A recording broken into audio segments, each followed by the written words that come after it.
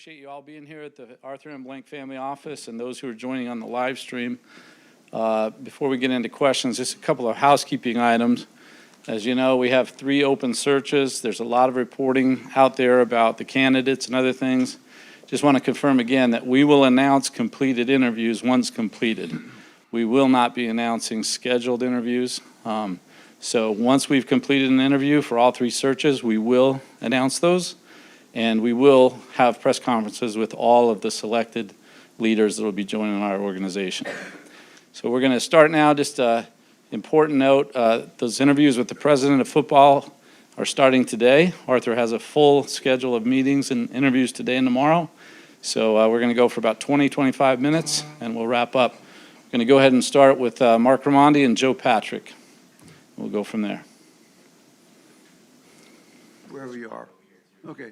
Hey, the team finished on a 4-game winning streak, and there was some speculation that that might be enough to, I guess, keep the status quo. Why did that not end up being the case?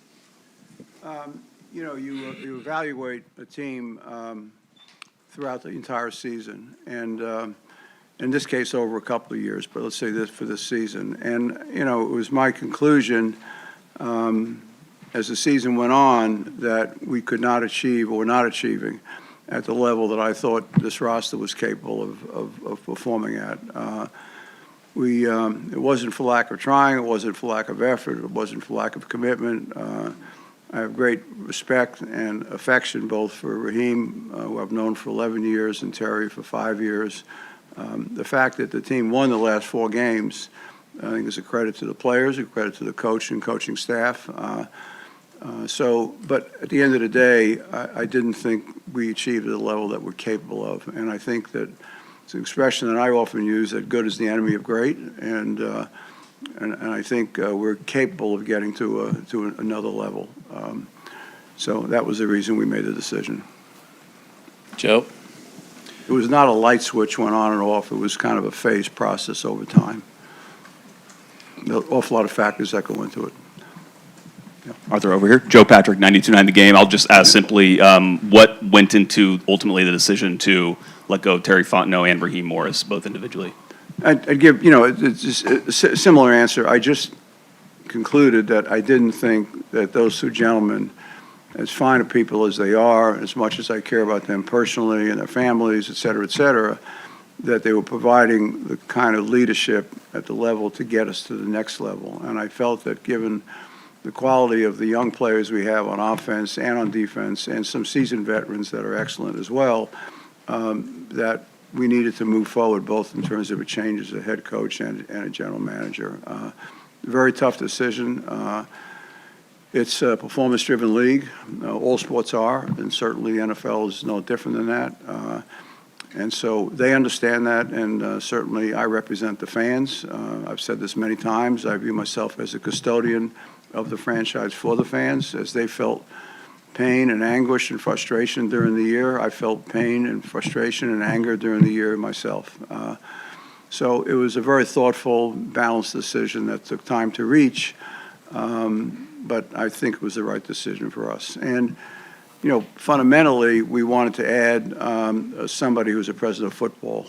And it was kind of clear on the titles, not football operations, it's president of football, because sometimes people could interpret that as being, well, they're responsible for the operations stuff, the backroom stuff, administrative stuff, but this person that we're trying to hire will be responsible for everything that relates to a football and grass. And so both general manager and head coach will report directly to that person, who will report to me. Ken? I guess I'll come on and ask. John Harbaugh is available. Can you evaluate him as a potential candidate? Well, John has been one of the most successful coaches in the last 20 years in our league. Has won at every level, and so he would certainly be a candidate we would want to spend some time with. Whether or not he would have an interest in Atlanta, I don't know. I read earlier today he's not taking any interviews this week, and probably will start this coming week, so I'm sure we'll have him on our cycle, assuming he's willing to take an interview with us. Let's go to hometown, and then we'll go over here, and then back to Charles Odom. How you doing, Arthur? Good morning. Question, two-parter for you and for the process with the search firms. What guardrails do you think are in place this time to ensure that the final decision is a better one than the last two? And are you going to do anything differently? And will the search firms do anything differently in their approach to getting to the final decisions? Well, I think I'd give you several parts to that, to respond to that. One, as we all go through life, we all have life experiences, and hopefully you grow through them, you learn from them, and then when you have the same opportunity to make another decision, you make it a little bit differently if it was a mistake previously. So I think we've learned, this last sequence, some things we'd probably do a little bit differently in terms of points of emphasis. Both of these firms, Sportsology, we retained several months ago to do a deep dive on the health, if you will, of the football operations side of our business. They've got great experience in a multiple of sports in that regard, including the NFL. They pointed out some things to us, so they'll help with the search particularly in terms of the general manager search. And ZRG is one of the leading search firms in the world of sports and NFL and football. So we'll be using their talents as well to help screen and filter and ask the right kinds of questions. Our search committee will be structured a little bit differently than it has been in the past. Still be made up of a component of people that represent our leadership and all areas of our businesses, but we're going to put heavy emphasis. We're hiring this president of football first. That's the goals, and over the next couple of days, we have a series of interviews set up. We want to get that person in their seat and have them lead the interviews for the head coach and general manager position going forward. Does that answer your question? What will you do? What will I do? Yeah, now that the last two cycles. What will I be doing? I'll be doing the same thing that I'll always be doing, which is being available, providing, not only the financial resources, which is the easiest part of my job, but, make sure the culture is maintained, sharing any wisdom, making sure people working cohesively together with the same goals in mind, and doing whatever I can do to support. That's my job, is really to support. I'm a servant leader. If you look at, an inverted triangle, which we talk about in our business all the time, the guy that's way at the bottom is me. I'm there as a support system for all of our businesses, and certainly football is no different than that. Back here, and then to Charles, and then Arthur, right Glad. here. Yes, sir. Garrett Chapman on SI.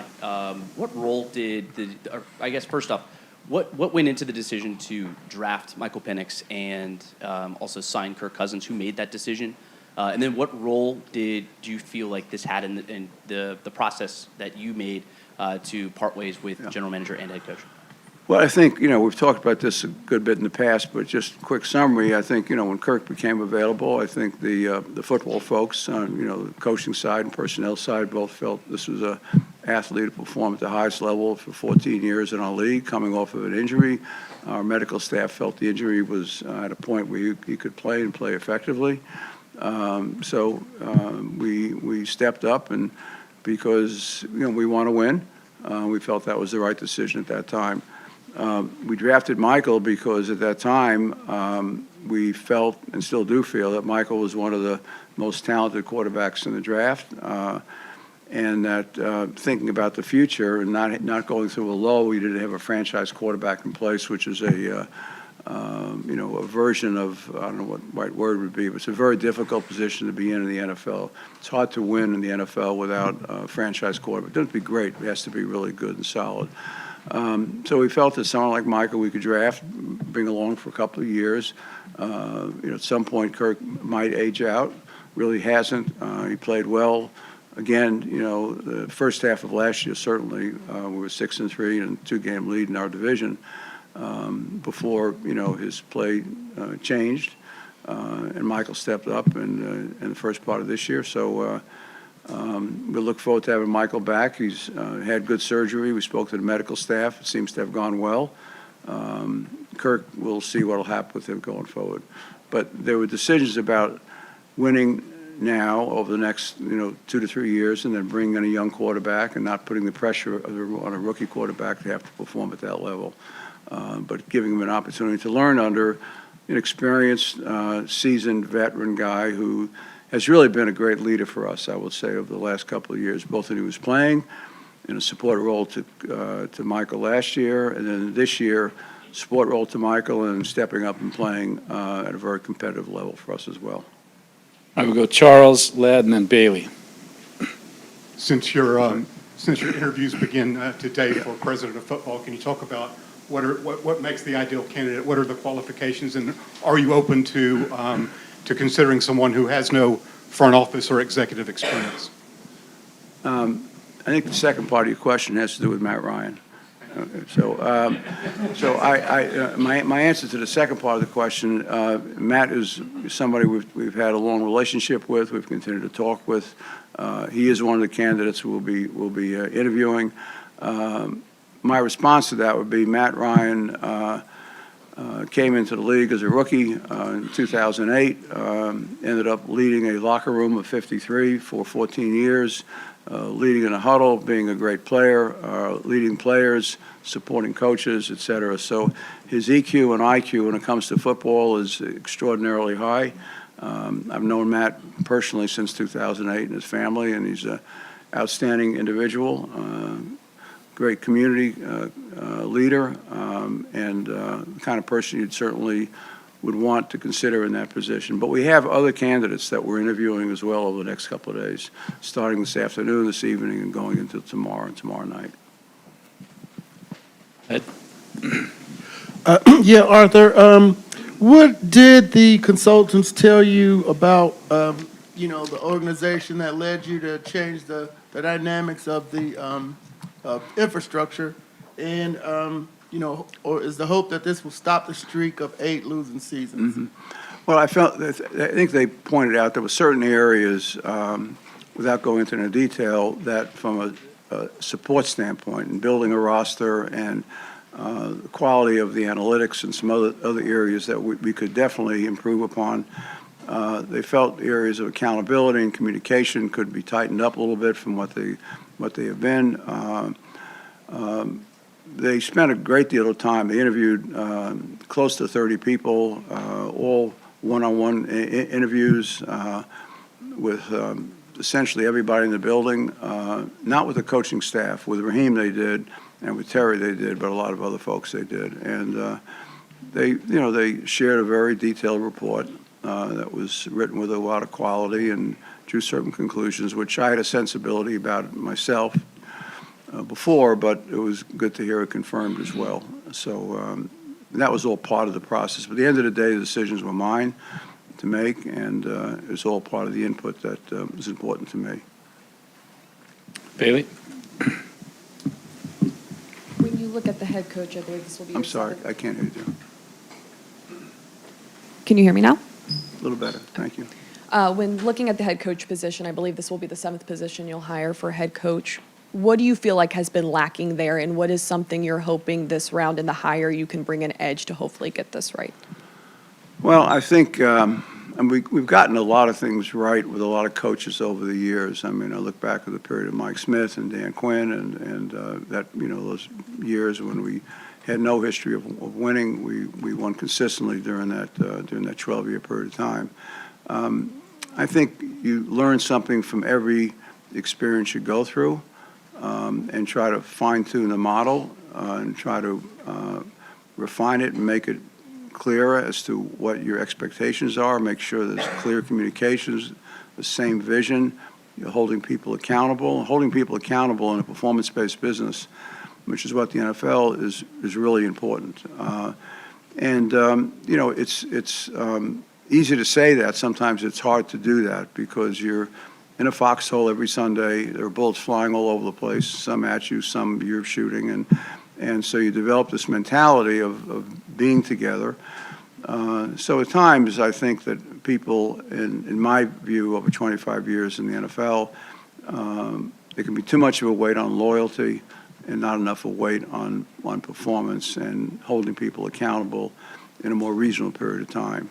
But you have to be patient too, because you're dealing with system changes, you're dealing with new players, you're dealing with new orientations with players, moving them around. So Change for the sake of change is very penal in the NFL. You want to be very thoughtful about it, not only on a personal level, but because it can impact the team in a negative way.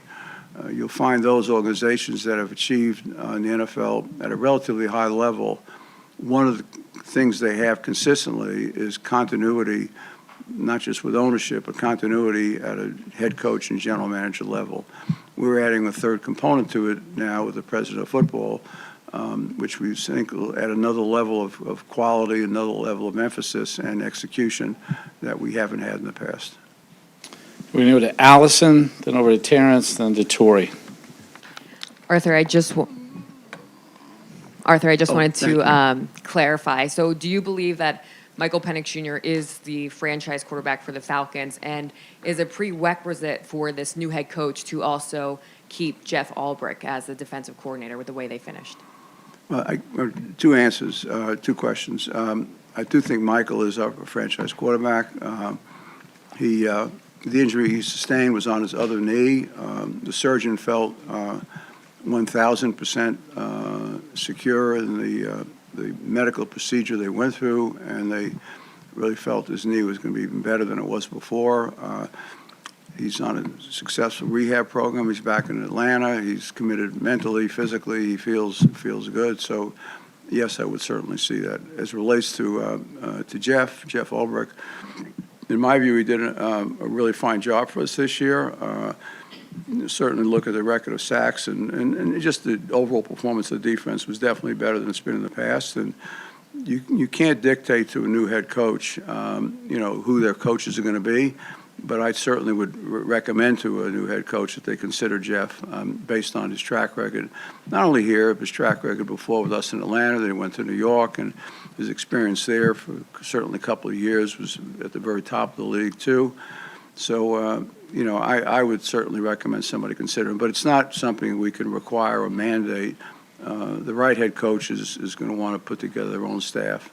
And they'll be working closely in this case. It's not the president of football won't do the head coach's job, but it'll have a working partner who has great football knowledge in that position that they can help build the staff with. Terrence, Tori, then Josh Kendall. Yeah. Arthur, in the more than 20 years you and I have been talking, Yep. you've always been highly customer focused. Yep. So given all the no-shows the last 2 or 3 years, how much did that factor into your decisions, as far as the organization is concerned? And the second question would be, Raheem has mentioned a couple of times that when it came to the quarterback situations, that it was an organizational decision. Mm-hmm. So how much were you and Rich involved in that as opposed to just Terry himself? The answer to the first part of the question, when you have no-shows, that's not a problem. It's an indication of a problem. So it's like, there's a fire caused someplace, or what caused the fire. So that's the reason for the changes, is the cause of the fire, not the fire itself. But we definitely, we're here for our fans. I tell our players, whenever it's appropriate time, I just remind them, without fans, either watching them in person or watching them on TV, we have 22 guys playing sandlot football. And so they understand that. And so, and the fans give us more than the resources. They give us their time, their energy, their passion, their commitment, their family time. They give us a lot of things. So we owe it to them to step up and make the right decisions in their behalf. And I always view the fans as sitting on my shoulders, all of them, and looking at the decisions that I'm involved in and any thoughts that I'm sharing. What are the views of the fans? Doesn't mean they drive the franchise, but means they're obviously one of the major reasons we're here. The second part of your question was about, okay. Yeah, when you're making decisions, and I would say this is true for every owner in the National Football League, I know them all for, a long period of time. When you're making significant decisions like the Kirk Cousins contract or probably who you're drafting in the first round, those kind of things, it becomes an organizational decision. I've been part of certain situations where that was not the case, and the result of that is never healthy. It's never healthy for the organization. So you want the organization to see the same vision, to buy into it, to support it, to all be in lockstep on those kinds of things. It doesn't mean you agree on everything. It means you have healthy debate before you make the decisions, but once you make them, you move forward. together in support of those decisions. So it wasn't totally Terry? No, I mean, we would never have a situation in my 25 years, so I don't think it'd be healthy any place in the NFL or any organization for one person to be making a decision that's going to affect everybody in a variety of ways at a fairly deep level without input and guidance and shared wisdom from other people. At the end of the day, somebody has to make that final call, and I understand that, but it's not normally going to be one person. Tori, Josh, and then Gabe. Kind of to that end, when it comes to the president of football role, I know we kind of talked around it a little bit, but what led to the decision to add that to the organizational structure, and what are attributes within an individual that could lead to success within that role? I think one of the reasons we felt it was necessary is that I'm not involved on a day-to-day basis in our football business. I'm involved, but not on a day-to-day basis, and shouldn't be. Because I have authority doesn't mean I have the knowledge. So we can never confuse the two. And if you get a leader who's in that position, they get confused, they can really make some bad decisions. So I've never been confused about that.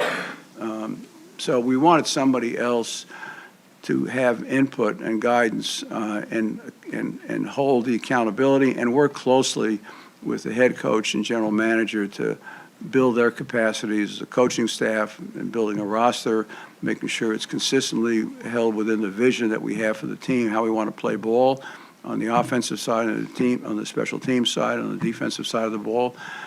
So that's the biggest role that person will play. And if we bring in the right person, it'll make a big difference in my view.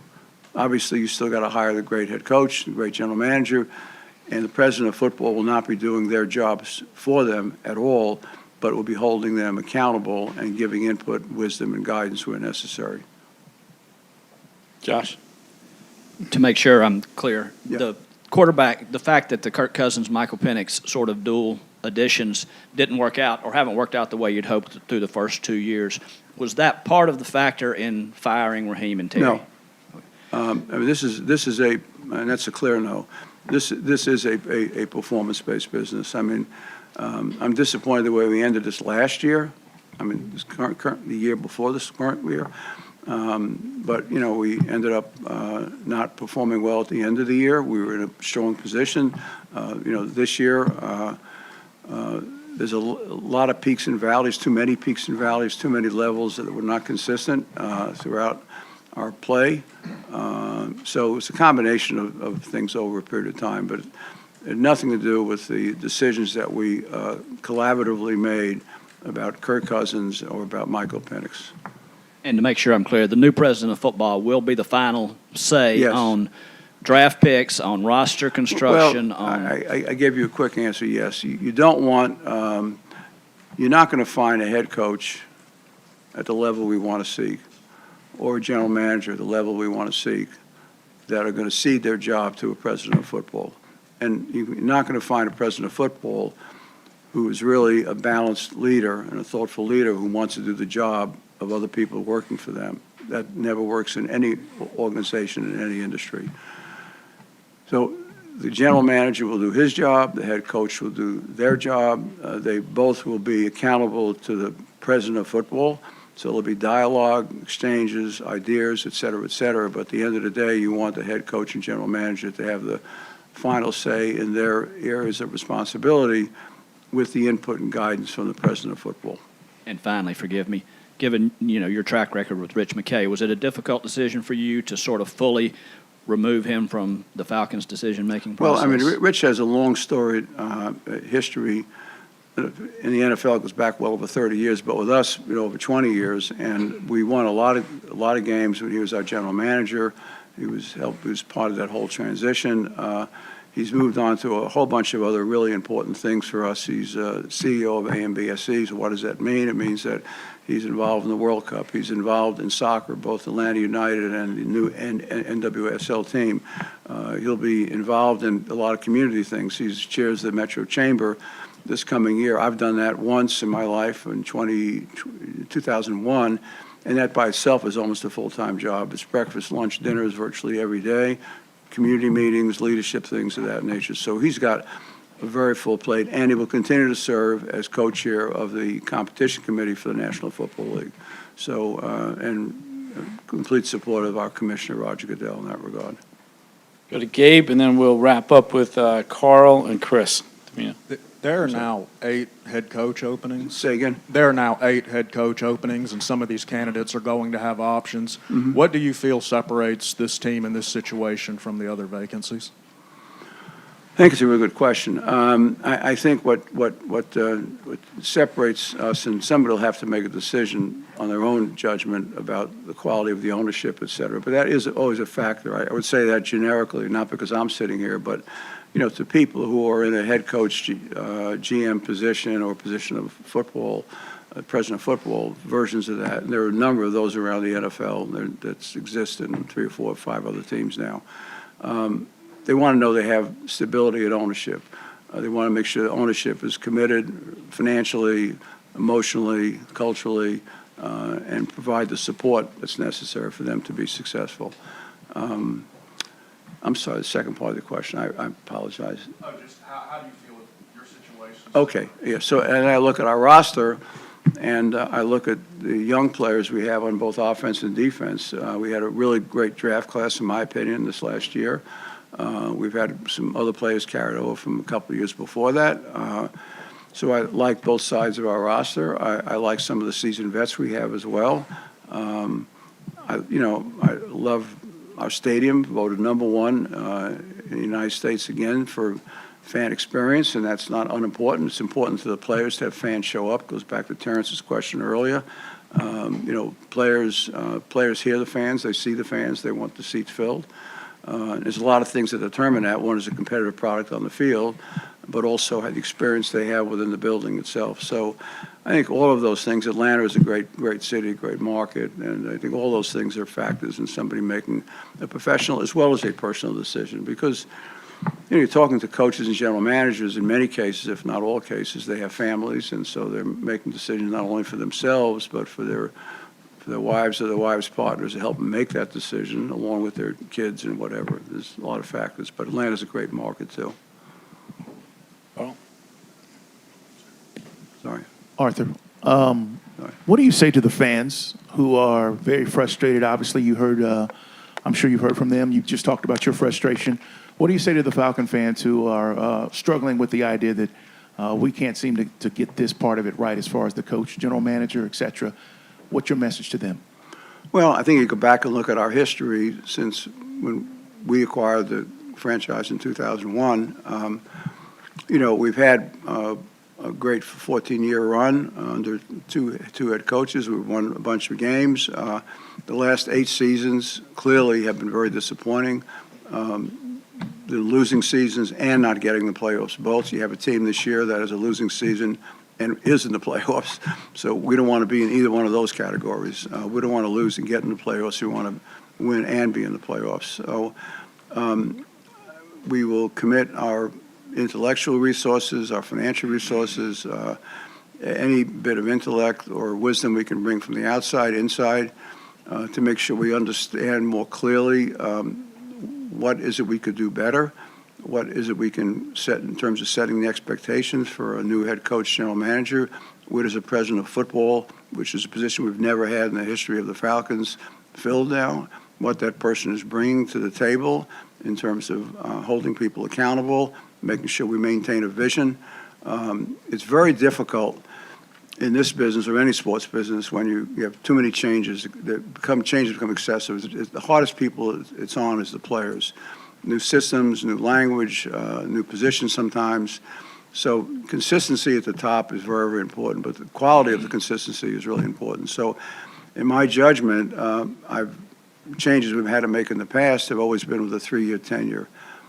In my opinion, in this case, after 2 years, I knew that we had to make the changes. So this wasn't a time lapse kind of situation. It was a performance lapse situation that, in my judgment, I felt after 2 years with Raheem and his team, and Terry after 5 years, I felt I've seen enough to know that we could do better than this, in my view. All right, we'll wrap it up with Chris Dimino. Arthur, good morning. If it was a wellness check, that Sportology. I'm sorry, what? if we're going to call it a wellness check, perhaps that's what Sportology did. It was a wellness check on the organization. What were one or two, maybe the most surprising things that you read about the organization, and how big a point of emphasis did they say there might be a murkiness when it comes to the hierarchy of power? President of football, let's do that.